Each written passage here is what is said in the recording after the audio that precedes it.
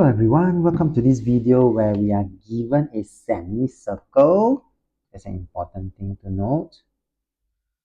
Where the radius is of 8.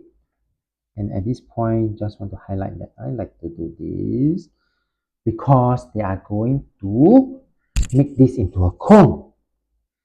OA coincides with OB means that when I paste OA with OB, okay, so my O is at the top.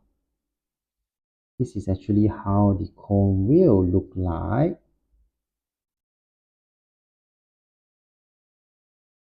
Where my OA and OB, the A and the B, will be pasted together.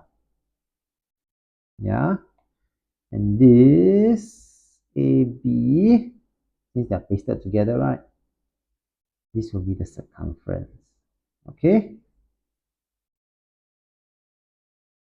And what exactly are we looking at? They want to find the base radius. They want to find this.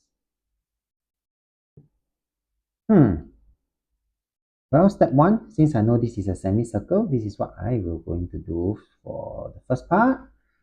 The base radius for this circle. There are two ways to find. One way is pi RL. The other is curve the area of this semicircle. It's actually equals to half of the pi r square, in this case 8 square, okay? And this will give me, I'm going to write this in terms of pi, okay? 32 pi. Why? Because this actually is my curved surface area of this cone that I've just drawn. Okay, and we all know that the curved surface area is equals to pi r L. So these two areas are equal to each other. And at this point, I will then be able to see that my 8 is actually my slanted height of the cone.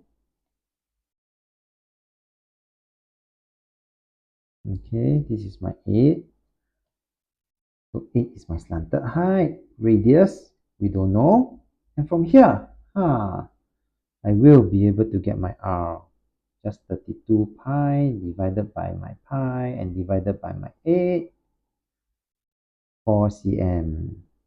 That's how I get my R.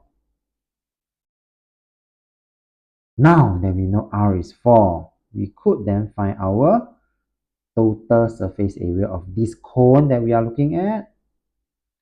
Because we have the radius, we have the slanted height. So the total surface area is therefore the pi r square. We have our 4 already.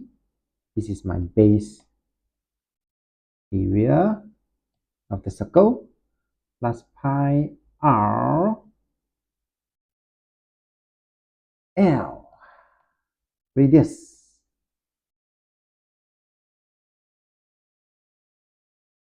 Slanted height. Final answer 150.79644474 151 cm square. 3 significant figures. With that, we have come to the end of this video. If you like this video, do give it a thumbs up. Thank you for watching and have a nice day.